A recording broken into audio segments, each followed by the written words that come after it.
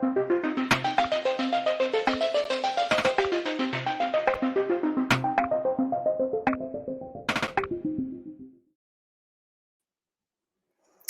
everyone, my name is Melinda Martin and I am the Gallery Director here at Linda New Art. Welcome to the official opening of the exhibitions that launch our 2021 program. Tonight I'm joining you live from the gallery, surrounded by Troy Emery's wonderful exhibition. We're thrilled to be presenting new work by these leading mid-career artists. And tonight we'll be officially opening Troy Emery's exhibition Sonder, which is surrounding me, Nicholas Folland's exhibition Burn Down the House, and Ash Keating's exhibition Duality. Tonight I'm joined by my co-host. Hi everybody, my name is Jeremy Blackshaw and I'm the chair of Linda New Art, and I'm joining you all live from my study at home. And tonight we'll be hearing from each of the artists as they share some insights into their practice and work, and of course you'll be the first to see these remarkable exhibitions. This may not look like or feel like our normal exhibition openings in real life, where we have 1,000 people gathered around the gallery with drinks in hand, but we're thrilled to host you virtually this evening for this special event. Here are some behind-the-scenes images of Troy Emery, Nicholas Folland and Ash Keating making the work for these exhibitions in their studios.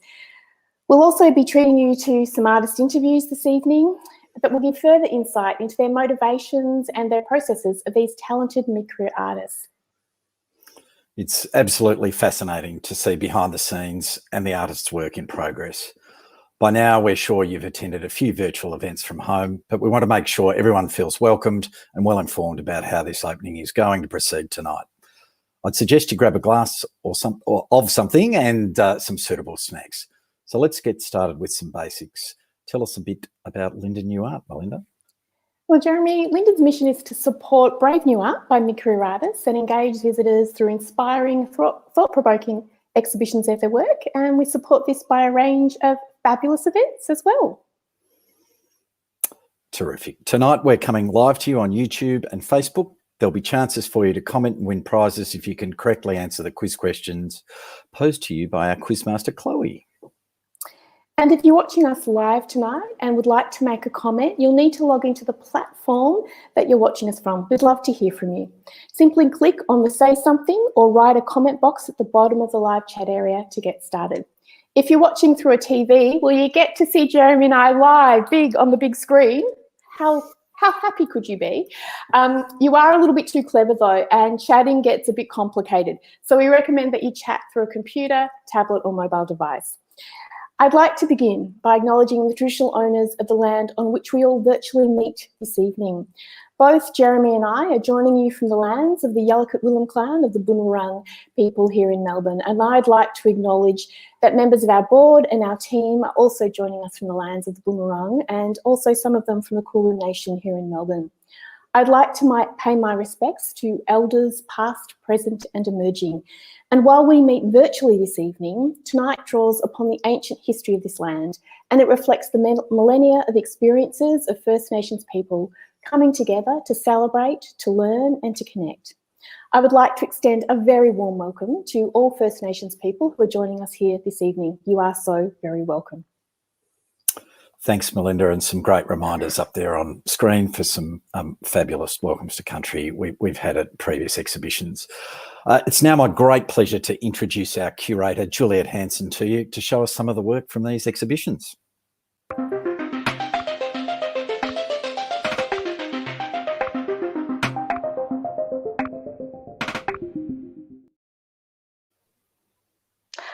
Hello, everyone. I'm also joining you live from Troy Emery's exhibition Sonder, in amongst these fabulous tasseled animal forms. Because we can't all be together in here this evening, we've made a short film so that you can also see the amazing colour and the detailed textural surfaces of these sculptures.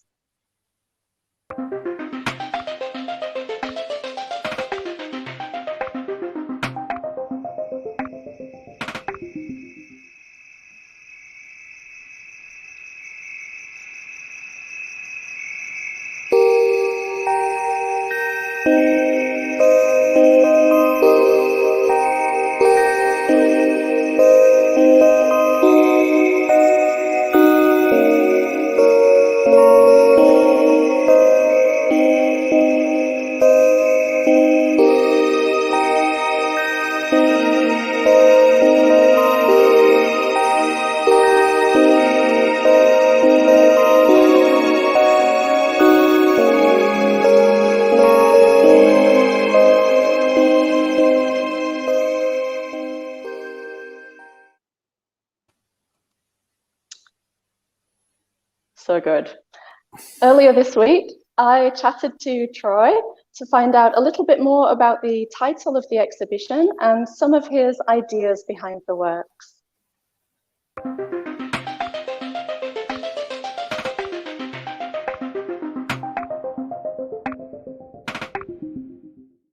Well, it's wonderful to be here in the space, in the presence of your work.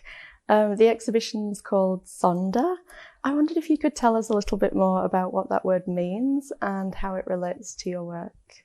Yeah, the title, the word Sonder, it's maybe a made-up word, maybe a new word, from a book about kind of new emotions that haven't been maybe stamped with a definition yet. And Sonder particularly is this idea of feeling as if strangers in the world live lives as complex as your own. I think just distilling down that idea, this idea of kind of like other bodies, be they sculptures or animals or ideas, things kind of separate from yourself, but being able to relate to them, which is, I suppose, a fundamental experience of just kind of standing and looking at a sculpture in a way. So yeah, that's where the word comes from. I wondered if it had anything to do with the fact that you could not see the faces of the creatures in your work, and similarly with Sonder, it's like you're aware that someone else has this internal world, but you can't quite sense what it is. Is that part of it? Yeah. The idea of these kind of wild animal creatures, or the idea of the animal, it's almost interchangeable with this concept of kind of nature or the exotic or things that are not ourselves in a sense. And yeah, the works, there is a kind of a camouflage hidden under the textiles kind of effect with all the work. A lot of people kind of respond to the idea of what's underneath, or perhaps what it is, or what's hiding there. It's definitely part of the process. I'm taking kind of one form and hiding it under another. So yeah, there's a mystery to the kind of nature of the object. Absolutely. Maybe we can actually talk more about the tassels. What is it about that material particularly that you like? Yeah, I've always been working with textiles and kind of non solid materials in a sense. I studied fashion briefly wanting to do art, and definitely kind of got a feeling for the world of like haberdashery and decorative materials. Against sculpture, particularly kind of traditional formal sculpture, your kind of marble, bronze, wood, steel. I don't know, it's almost like the antithesis of that. I like how in artwork, or maybe the process of making, materials have a kind of lot of luggage with them, and in a light-hearted way, what is the luggage of this material? It's a mass-produced craft material used for like cushions and dance dresses, and I think there's maybe a kind of irony in using that material in a formal sculptural practice. It's a bit of a pun almost, yeah. And what are you hoping that visitors might experience when they come into the show? Yeah, the works I've got here, I've got 6 new sculptures that I've worked on this year, late last year, and it's a body of kind of animal forms using these textile materials. The work is supposed to be fun. I suppose all the luggage of animal forms and lurid textiles and taxidermy and notions of ecological ruination kind of all there in the background. But I think there's the juxtaposition of the kind of fun, approachable form with all these kind of like, I don't know, background ideas in the object. So people can enjoy at their leisure and interpret as they wish. There's such a range of emotion to be found in this exhibition. It'll be a treat for anyone who comes. Thanks so much for being here, Troy. Thanks very much. Thanks so much, Juliet, and congratulations, Troy, on presenting a stunning new exhibition for us here at Lyndon. It's been a pretty challenging time for these artists to be making work as they had to often make it during our last lockdown in Melbourne. I'd like to learn, if you'd like to learn a little bit more about Troy's work and practice, you can read Juliet's catalogue essay and see some wonderful installation photographs in our exhibition catalogue. The link to Troy's catalogue will appear in the chat. It is right down below and on your screen as well. Well, I really can't wait to get to Lyndon to enjoy these exhibitions with friends and family. So fingers crossed we can do that again very soon. I'd now like to introduce Lyndon's Gallery Administrator, Chloe Hazelwood, for the first quiz question, and also to tell us a bit about how this is going to work this evening.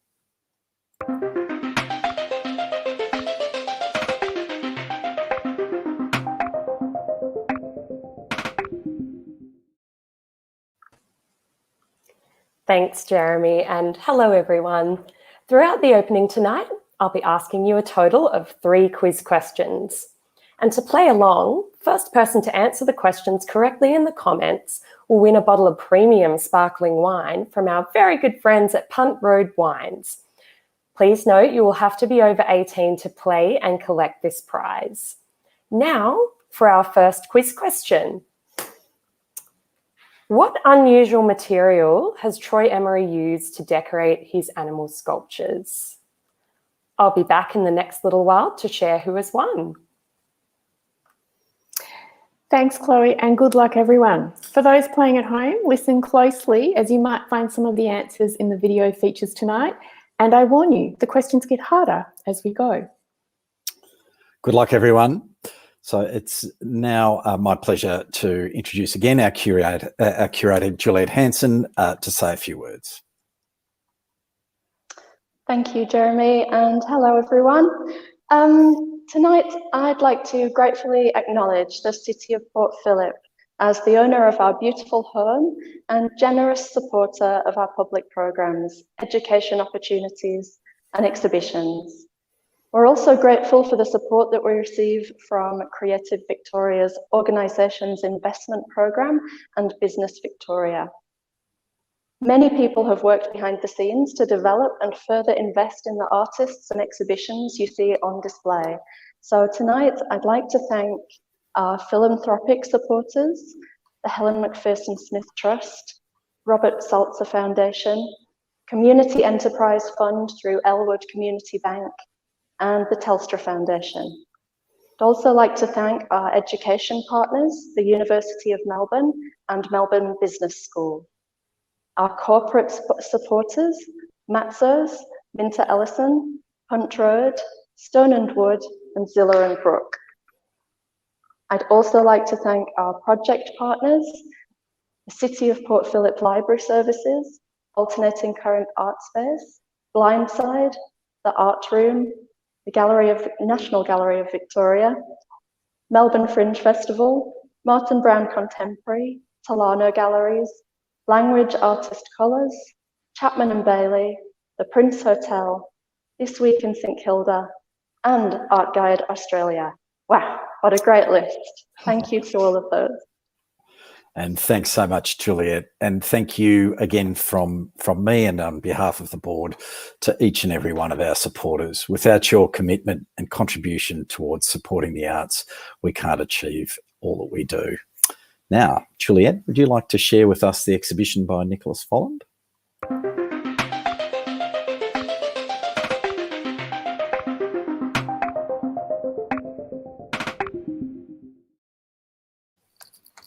Yes, here I am now in Nicholas Folland's exhibition, Burn Down the House, and I'm standing in front of his installation piece called House Party.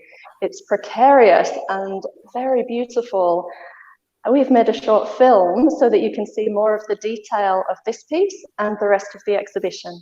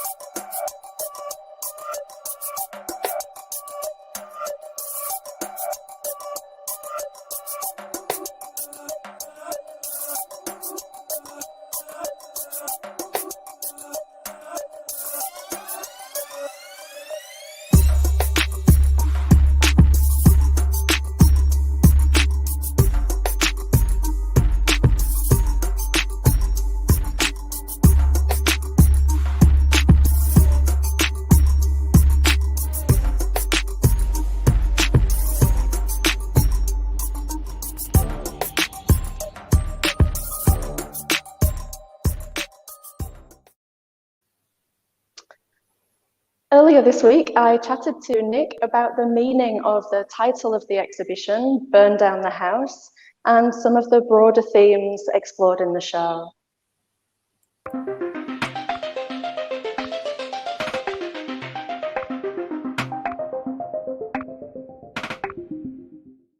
Welcome to Melbourne, Nick. It's great to have you here, and it's so good to be in the space with your work. The exhibition's called Burn Down the House. I'm wondering if you can tell us a little bit more about what that idea means for you and how it relates to the work. Sure. I guess the house or the home is the location of where most of the materials I've used in my practice over time have come from. I'm very, very focused on that kind of interior space. But I guess in the last 12 months, that space has taken on a very, very different kind of feel for most of us. It's gone from being that place where we retreat and relax to being a place where a lot of the time we're almost forced to be, a place that we can't escape from. Thinking about that as a location that's changed a lot and that is quite different now in terms of our psyche. In titling the show Burn Down the House, it's not about literally burning down the house at all. It's really about that state of mind.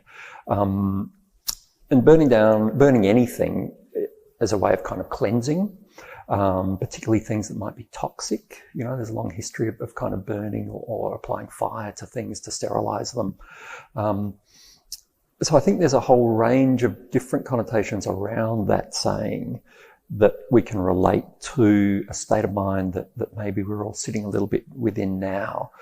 I guess something that's typical about my practice is also screwing around the logic of the domestic, not presenting it in a way that it functions at all.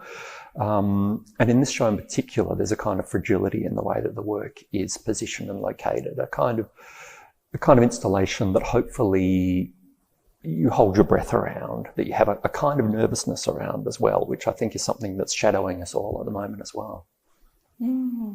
The exhibition runs across 3 spaces. We have the furniture installation in here. There's also a sound work and a work that is based on tree branches.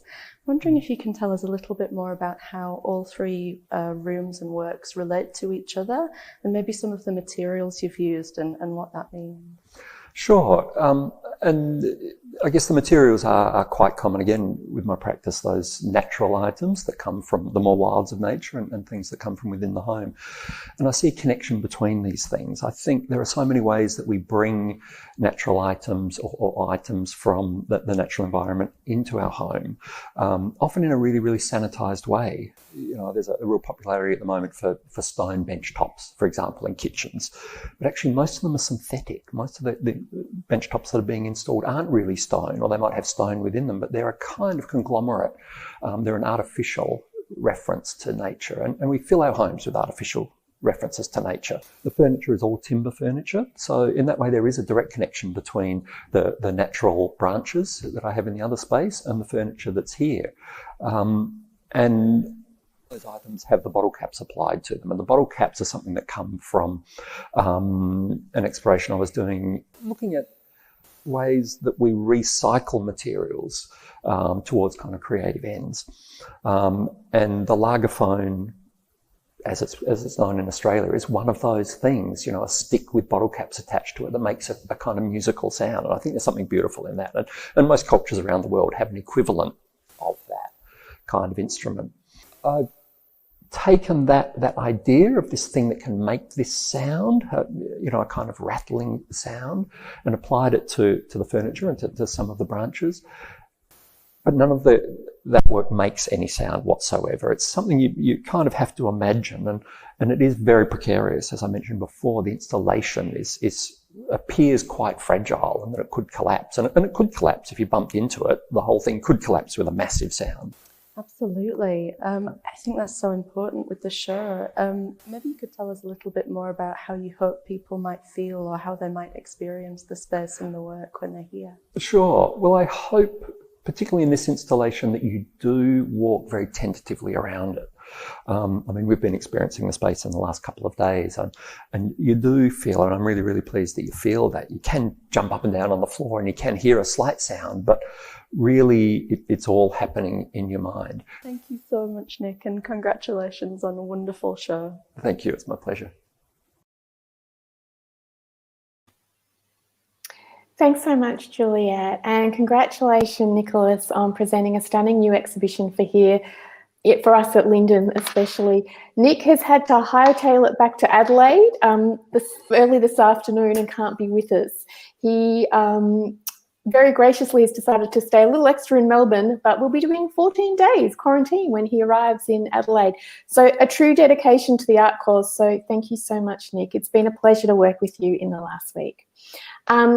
If you'd like to learn a little bit more about Nick's work and practice, you can read an extended interview with Nick and hear a little bit more about his practice, as well as some wonderful installation photographs in our exhibition catalogue, which is quite cleverly appearing below on the screen right now. So I look forward to inviting people in to see this show. Thanks, Melinda and Juliet, for that for that insight. It's so fantastic that we're able to get a sneak peek of these shows from the comfort of our own homes. Let's bring Chloe back to announce the winner for the first quiz question and to ask the next.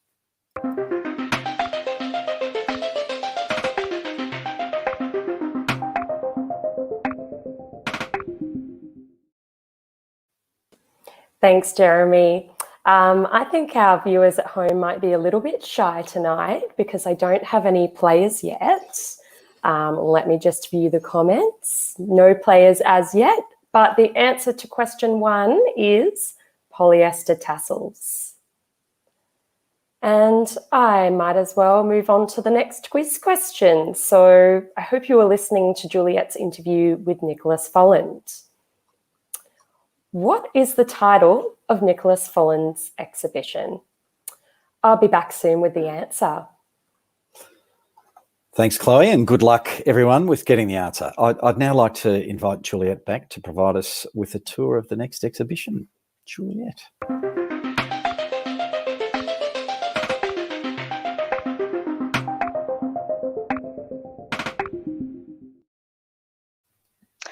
Hello again. I am now in Ash Keating's exhibition that's titled Duality Aerial. These works represent a shift in technique for Ash, and we have made a short film so that you can see the highly textured pearlescent surfaces of the canvases and the bold way that they've been exhibited in this space.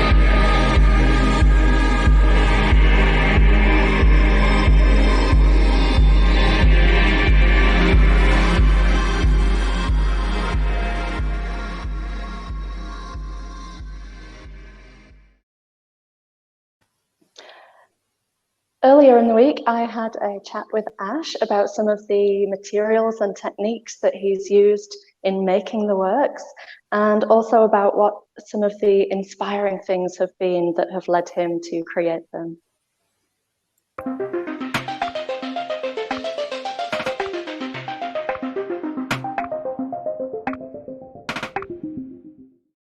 It's amazing to be here in this space with your phenomenal works. Can you tell us a little bit more about what inspired them?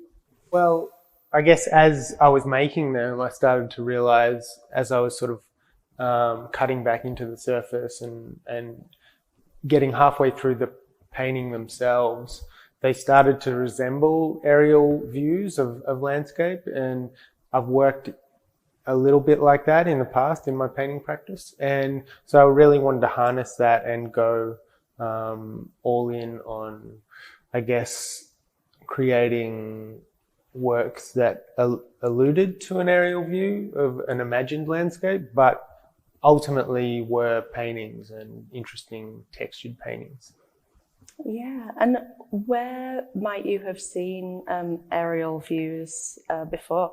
And you have some experience with that? Yeah, for sure. I've got experience with seeing the landscape from above, from flying domestically, but also closer to the landscape and flying in small Cessnas around 20 years ago with my grandma. And I think a lot of my early influence and interest in painting came from the aerial view of the Australian landscape. So it's nice to be able to connect to, I guess, 20 years ago when I started painting to now these new works.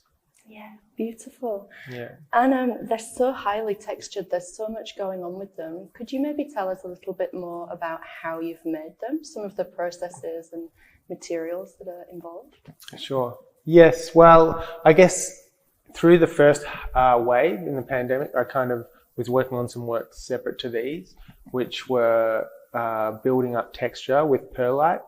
And they were, these works came after that. And different to those works, I started cutting back and scratching into the surface of these. And so there's almost an erosion of the landscape in these particular works.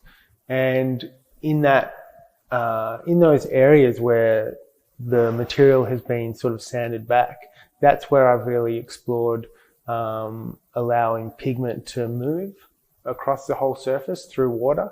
They were painted on the horizontal platform in my studio with a slight angle. And so there's sort of like a runoff, and a lot of the pigment catches on areas of the textured surface, similar to the way things sort of catch in the landscape when heavy rains come along. So there's, I guess, a connection to the landscape through that textural painting. Yeah, beautiful. And they really change, their appearance changes as you move around them. Can you maybe say how you'd like people to experience the works? Yeah, for sure. Well, I wanted to really reward the viewer, as I've said a few times, reward the gallery visitor and people that are coming in. When you walk around these works, you see the pigments change and you see iridescence sort of pop up and then also all of a sudden, I guess, disappear. Similar to when you might fly across the landscape and you see sun hitting the water in a particular area, and then moments later that's gone. And I feel like as you're walking around these works, which are installed centrally in the gallery for that very reason, you are almost sort of surveying the works and flying around them in a way.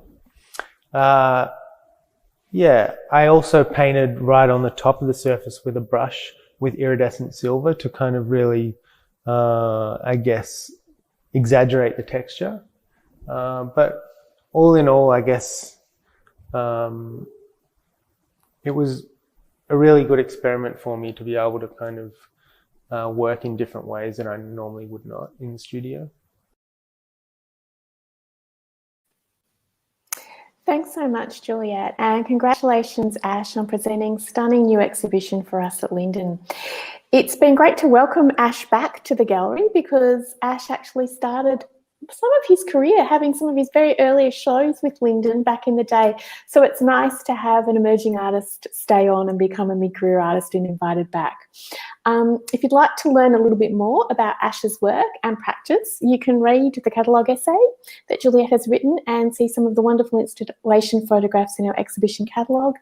The links to that appear on the screen below and also in the live chat. So the scale of Ash's canvases is completely mind-boggling. I can't wait to see them in the gallery when I can next visit.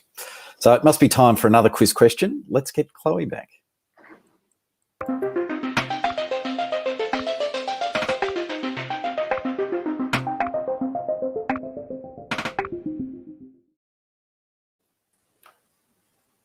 Hello, everyone. The winner of the second question is Paul Duldig. Congratulations. To claim your prize, please email the gallery with your name and address at the email address below. And the answer to question 2, the title of Nicholas Folland's exhibition is Burn Down the House. And now for our third and final question, and your last chance to win a premium bottle of Punt Road Bubbles. For those of you who like a riddle, the answer was contained in Ash's interview. Here we go.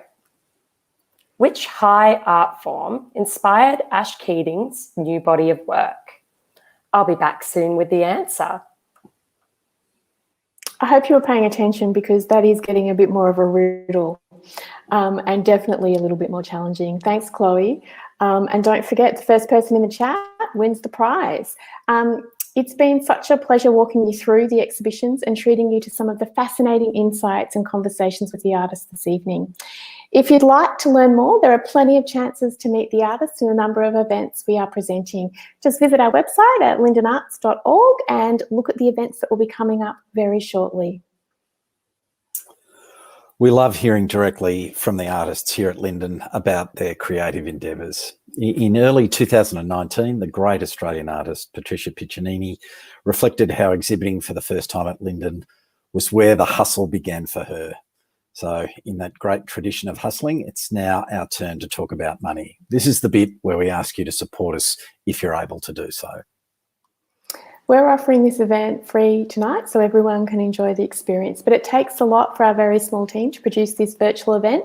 And if you could see behind the scenes, you'd know that it is very much smoke and mirrors.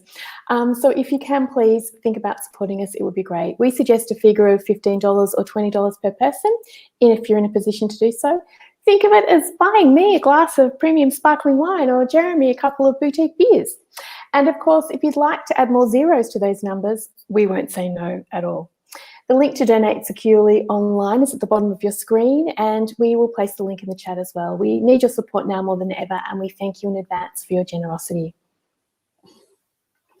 So, after the ask, it must be time to announce the last quiz winner for this evening.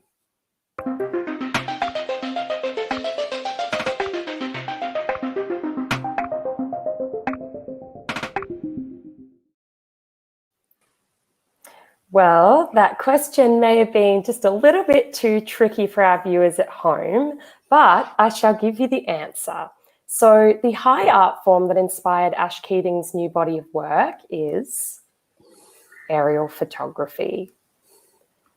Join us for our virtual openings coming up in the future, where I'll be asking you more quiz questions and you'll get to flex your quiz muscle. Thanks so much for playing tonight, and we look forward to quizzing you again soon. Thanks so much, Chloe. And we look forward to welcoming you back to the gallery in real life as soon as we can. As many of you will notice in Melbourne tonight, we are about to go back into another lockdown from 11:59 tonight for the next 5 days, we hope. So we're keeping our fingers crossed. The gallery will, of course, have to be closed until we're allowed to be open under government direction. So we are hoping that might be next Thursday. But stay tuned, folks. We will be doing lots of virtual engagement in that time anyway. So if you'd like to come and see us in real life, fingers crossed, after Thursday, you're going to need to book a spot online. Those incognito mystery gallery visits are off the table for the moment, as we need to capture the details of visitors for contact tracing purposes. The booking link will appear on the bottom of your screen now or in the chat. So if you haven't booked yet, jump on in and bring some friends. Thank you to everyone for joining us tonight in virtual streaming land. I'd like to bring back everyone who's been part of this event.